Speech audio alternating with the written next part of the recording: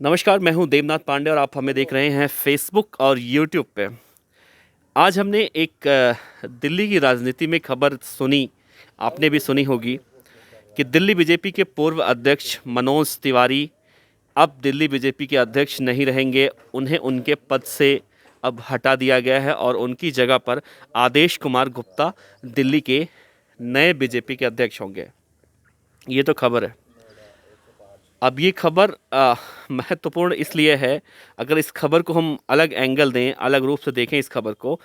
तो अब social media पर जब से ये खबर फैली है कि मनोज तिवारी को दिल्ली बीजेपी के अध्यक्ष के पद से हटा दिया गया है और उनकी जगह पर कोई नया अध्यक्ष आ गया है, तो अब कहीं ना कहीं सोशल मीडिया पर लोग, अगर हम ट्विटर की बात कर लें तो ट्विटर पर लोग मनोज तिवारी के बारे में लिख रहे हैं कि मनोज तिवारी अब आराम से क्रिकेट खेल सकते हैं। कहीं कहीं तो मनोज तिवारी को ये भी कहा जा रहा है, ये भी लिखा जा रहा है माफ़ कीजिएगा, कि मनोज तिवारी के पास पूरा समय है। मनोज तिवारी अब आराम से क्रिकेट खेल सकते हैं, क्योंकि अभी हाल में देखा गया था जब पूरा देश कहीं ना कहीं कोरोना जैसी महामारी से जूझ रहा है, और ऐसे में सबसे ज़्यादा ज़रूरत अगर मनोज तिवारी को एक सांसद की हैसियत से, एक स्टेट के अध्यक्ष, एक बड़ी पार्टी के एक स्टेट के अध्यक्ष होने की हैसियत से उन्हें आगे आना चाहिए था, तब वो क्रिकेट खेलने जाते हैं और वो भी सोशल डिस्टेंसिंग का पालन नहीं करते हुए, सोशल डिस्टेंसिंग की धज्जियां उड़ाते हुए मनोज तिवारी वहाँ क्रिकेट खेलने जाते हैं। आलोचना होती है, और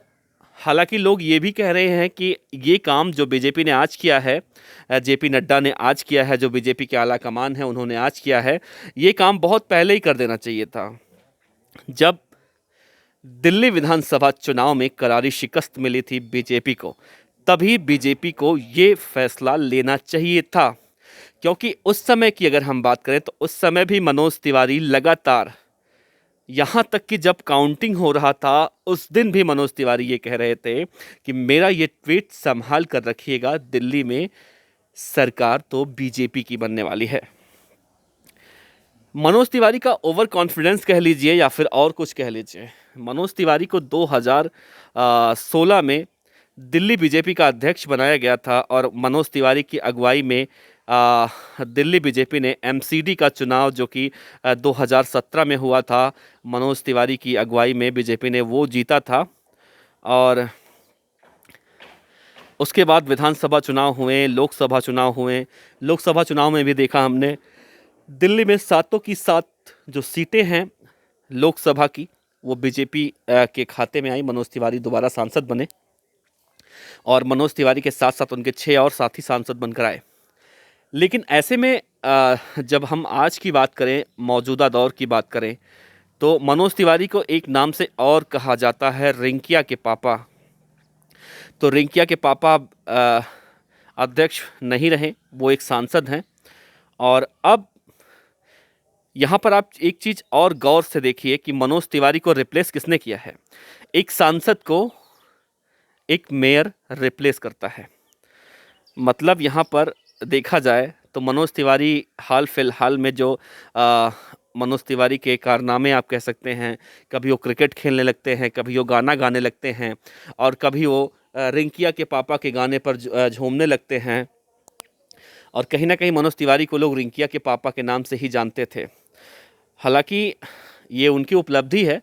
हम इसे उनकी उपलब्धि कह सकते हैं कि उन्होंने एक गाना गाया है, और एक कलाकार है मनोज तिवारी, हम उनका सम्मान भी करते हैं कलाकार के रूप में। लेकिन कई बार ऐसा होता है कि जब ऐसे कलाकारों से उनकी कला देखने की इच्छा लोग जाहिर करते हैं, जैसा कि हमने देखा, आपको याद होगा 2017 में जब एक मंच से एक टीचर ने मनोज तिवारी से आग्रह किया था कि आप गाना गाकर सुनाइए, तो मनोज तिवारी उस टीचर पर बिफर गए थे, गुस्सा गए थे कि आप हमें नहीं जानती, आप एक सांसद से, आप एक अध्यक्ष से गाना गाने के लिए कहेंगी। इस मामले ने खूब तूल पकड़ा था, मनोज तिवारी की काफ़ी आलोचनाएं भी हुई थी,